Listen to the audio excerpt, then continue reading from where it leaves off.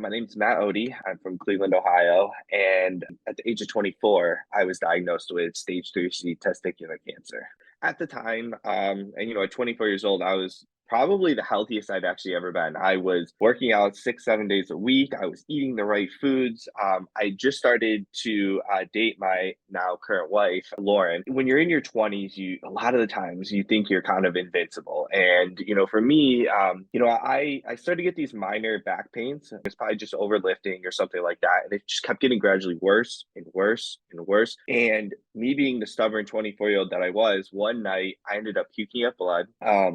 I got rushed to the ER, and what they thought was causing it was an ulcer. So I go into this emergency surgery. The next morning, I wake up, and all of a sudden, my doctor walks in. He held my hand and he goes, "Matt, we found an 11 centimeter tumor in your small intestine." I just remember looking over at my parents, crying at the time. So a lot of people are like, "Oh, did you think about dying and all these things?" I did. That was not in my mind at all. What it was more in my mind was like the vulnerability aspect of life is truly our strength, but at the time I didn't know that. And just like holding in everything because I felt like if I was vulnerable, it was going to show a sign of weakness. Finally, Lauren arrives, and this is where I start having a whirlwind of emotions because like I'm like, is she going to stay with me? I just remember she walked in, and all of a sudden, like we just both broke down crying. She was going to be there for me throughout this journey, along with, of course, friends, family, and my parents. But that was when I was finally able to kind of open up. Testicular cancer usually always forms in the testicles. For almost any male, I would say 95% of it. For me, it never had a symptom there. It was all in my back. And what had happened is that they found through an ultrasound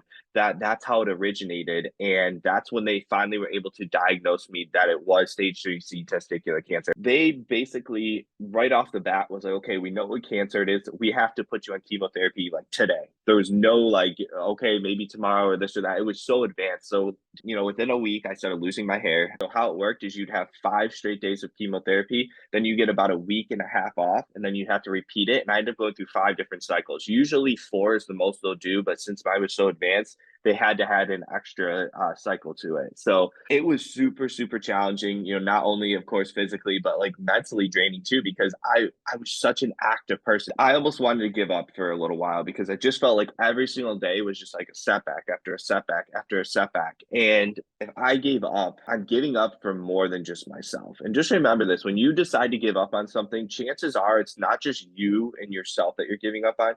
You're usually giving up on people who love and care about you. And I said, I'm going to dedicate the rest of this journey, not to myself, but to the people that love me, to the people that I care about. That is what allowed to get me through chemotherapy and really helped me to get to the next stage, which unfortunately, which we'll really dive deep into, was even more challenging than the chemotherapy. The complication that was involved was my tumor was wrapped around what was called my inferior vena cava. And my inferior vena cava is basically what it is it's a central vein that goes from the bottom of your upper body to your heart. And I remember sitting down with my oncologist, and he goes, "Matt, we have basically only one option now.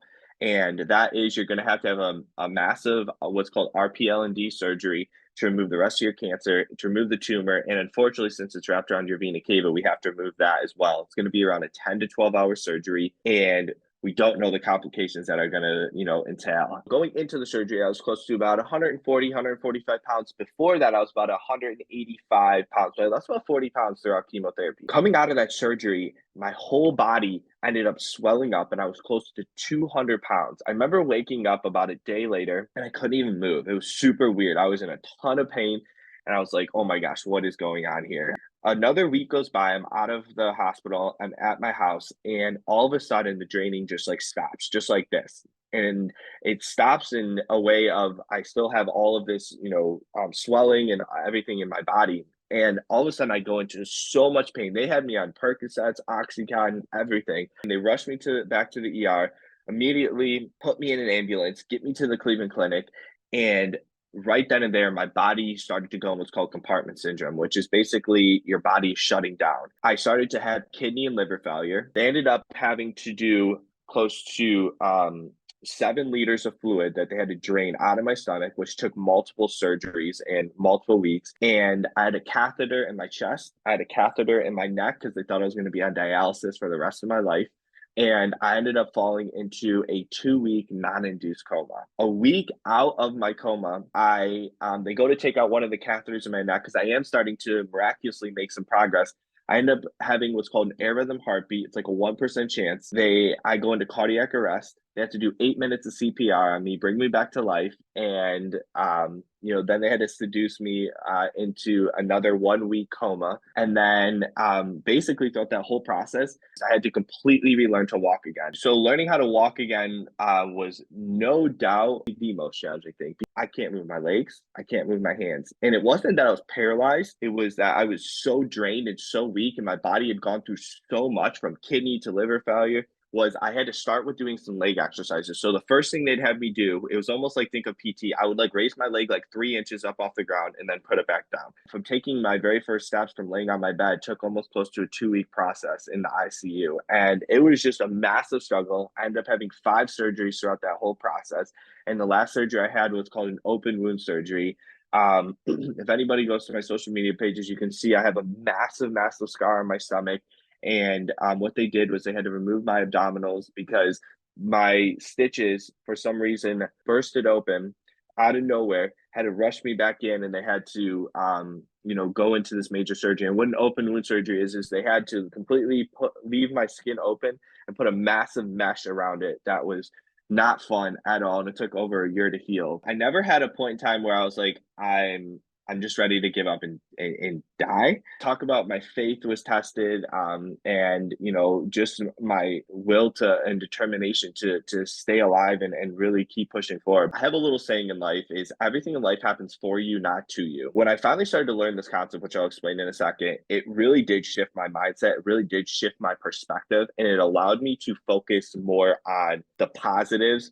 And trust me, there was plenty of moments where I probably shouldn't have made it, and I'm still here, and I'm a lot to be grateful for. I had made so much progress already. I was already starting to walk. I was ready to get out of the hospital, and then I had that surgery out of nowhere, and I ended up back in the ICU room. This time I remember, like when I was out of my coma, or I came out of cardiac arrest. It was really, really frustrating. And I remember because they didn't want me to touch my wound, I still had a breathing tube in my mouth to help control my breathing because it was such an intense surgery. And I had a breathing tube down there. So I couldn't talk. And I had my hands and my legs tied to the bed because they didn't want me trying to move or get up or anything. So I was literally tied to a bed for like 2 days, couldn't do anything about it. And this is probably one of my lowest points mentally, was just like, okay, I am finally at rock bottom, at least that I recognize now. And I remember praying to God, I said, God, I do have two options here. Like I can give up. And if I do know that like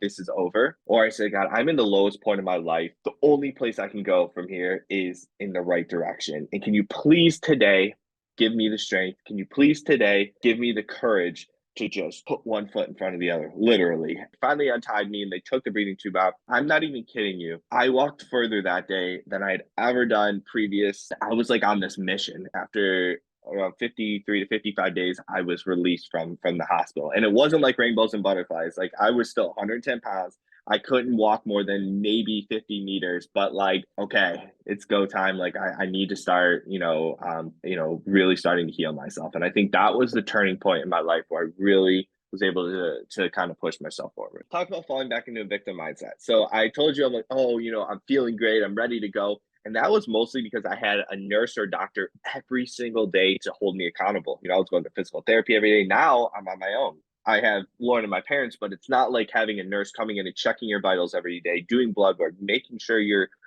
doing the physical therapy that you need to do. I had one physical therapist that would come in like once a week, and I had nurses that would come in to change my wound. And that was it. Within about a week and a half, 2 weeks, I ended up getting going back to the ER because I had a standing heart rate of 150 beats a minute. My blood pressure was through the roof, and I had a 104-degree temperature. And what had happened was, because I wasn't taking care of myself, my body was starting to shut down again. And I remember I stayed a week in the hospital, finally got my vitals back. When I got home, Lauren and I basically had probably one of the most important discussions of my life. And this is where I was finally like, okay, I have two options here. Like if I stay in the path that I just currently was, I will not probably be here next month. And that was what we came to. And I was like, so what do I have to do today to start healing myself? And here's exactly what I did. I would put one lawn chair in the front of my driveway and one lawn chair in like the middle towards the end of my driveway. And I would literally get all of my strength back up. I'd walk to that lawn chair, sit back down,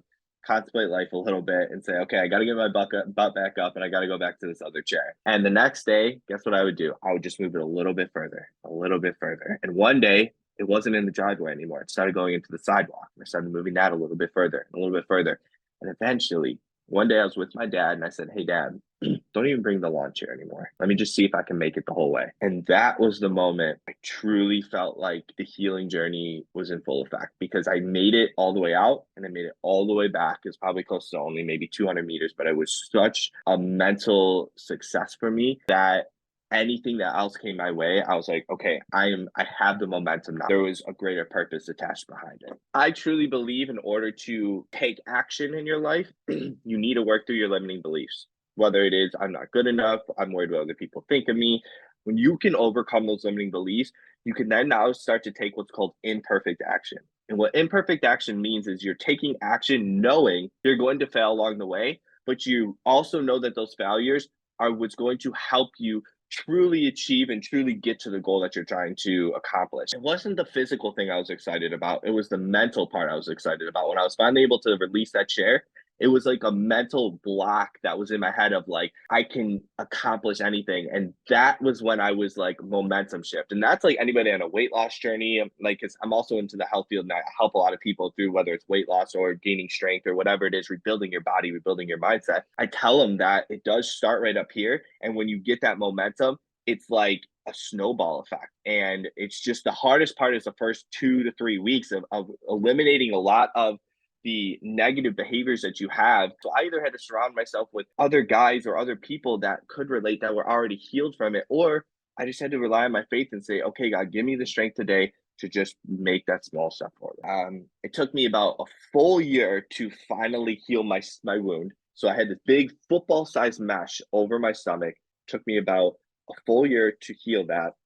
Finally, about a year and a half later, I'm gaining my strength back. After about 2 years, I would say it took me 2 full years to finally heal myself mentally. Maybe not 100%, but it's pretty darn close. And then after that, I finally realized that what's next in life. And I think a lot of people who've gone through something really challenging in their life can attest to this, that when you go through something challenging in your life, you feel like you've been given a second chance. You feel like there's something greater, but the problem is you have no idea what it is. For me, I was like, I have no idea where to go next. And I started to join a bunch of people that were like-minded. And I think in order to really succeed in life, in order to really get to a destination, you have to surround yourself with like-minded people. And they started to help me figure out where I needed to go with my life. It wasn't just myself, it was surrounding myself with those people and then them giving me the courage to share more of my story and then giving me the ideas to really impact and help other people. And now fast forward, I built a cancer Facebook group where we have over 6,000 members in the group now. It's all cancer patients,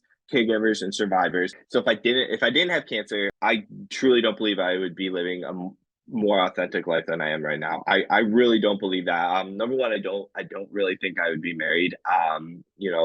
We were not in the greatest spot. Like we were dating and I was still kind of lost at 24 years old. I was going out and drinking every single weekend and things like that. I mean, there's nothing wrong with having a drink or two, whatever. I'm fine with that, of course. Like live your life. But like for me, it was just like a vicious cycle and I hated it.